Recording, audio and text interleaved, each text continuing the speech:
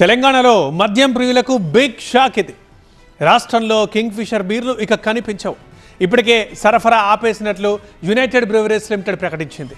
KF బీర్లు నిలిచిపోవడానికి కారణాలు ఏంటి? మరి యూబీ సంస్థ ఏమంటోంది? సర్కార్ వర్షన్ ఎలా ఉంది?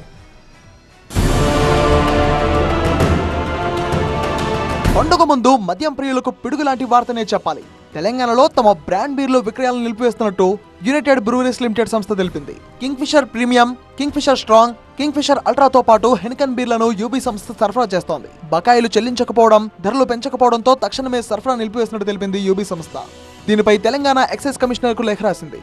తెలంగాణ బెవరేజెస్ కార్పొరేషన్ లిమిటెడ్ ధరలు పెంచడం లేదని, 2019 నుంచి పాత ధరనే కొనసాగిస్తుందని, 2 ఏళ్లకు సంబంధించిన బకాయిలు కూడా విడుదల చేయలేదని లేఖలో తెలిపింది. తెలంగాణలో బీర్ల అమ్మకాలు నిలిపివేసిన విషయాన్ని UB group Bombay stock exchange సెబీకి సమాచారం ఇచ్చింది. రాష్ట్రంలోని బీర్ల మార్కెట్లో యూబీ గ్రూప్ సంస్థ వాటా 69%గా ఉంది. If it's family, it has to be home. If it's home, it has to be Aparna. Saluting the spirit of every couple's sacrifice to build their dream home. ప్రస్తుతం ఉన్న ధరను 33%గా పెంచాలని యూబీ గ్రూప్ ప్రభుత్వాన్ని కోరింది. United breweries limited నిర్ణయంపై స్పందించిన excise మంత్రి Jupally Krishnarao UB సంస్థకు ఎక్సైజ్ శాఖ 658 కోట్ల బకాయిలు చెల్లించాల్సి ఉందన్నారు. గుత్తాధిపత్యం ఉండడంతో ఒత్తిడి చేస్తున్నారని, ఇలాంటి ఒత్తిళ్లకు ప్రభుత్వం తలగ్గదని స్పష్టం చేశారు. ఇతర రాష్ట్రాలతో పోలిస్తే తెలంగాణలో రేటు కొంత తక్కువ ఉన్నా ప్రజలపై భారం పడేలా పెంచడం అనేది అసాధ్యమన్నారు. పక్కన కర్ణాటక రాష్ట్రం తీసుకుంటే బీరు 190 రూపాయలు, ఆంధ్రప్రదేశ్లో 180, తెలంగాణలో 150, మహారాష్ట్రలో 200. దేంతో కంపేర్ చేసినా తెలంగాణ రేట్సే తక్కువ ఉన్నాయి.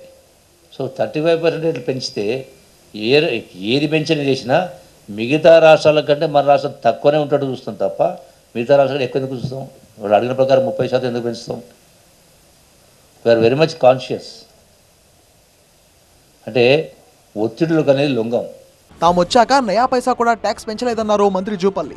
గత ప్రభుత్వం విధించిన ట్యాక్స్లే కంటిన్యూ చేస్తామని తెలిపారు.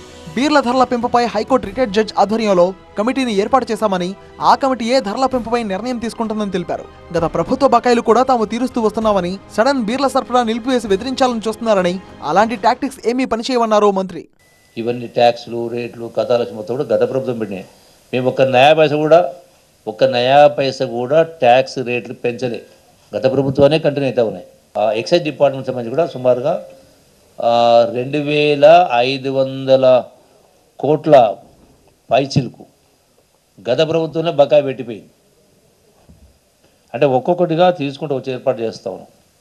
సో ఇది వాస్తవాలు. దీనిలో ఇలా పొరపాటు వ్యవహారం అంటూ ఏమీ కూడా లేదు. తెలంగాణలో బీర్ల సరఫరా నిలిపివేతపై మరోసారి యూబీఎల్ వివరణ ఇచ్చింది. కొన్ని నెలలుగా నష్టాలు భరిస్తున్నా సప్లై మాత్రం ఆపలేదన్నారు యూబీఎల్ ప్రతినిధులు. బీర్ల ధరలో 70% ప్రభుత్వ పనులే ఉన్నాయన్నది యూబీఎల్ సంస్థ చెప్తున్నమాట. ధరలు సవరించాలని టీజీబీసీఎల్ను అనేకసార్లు కోరామన్నారు.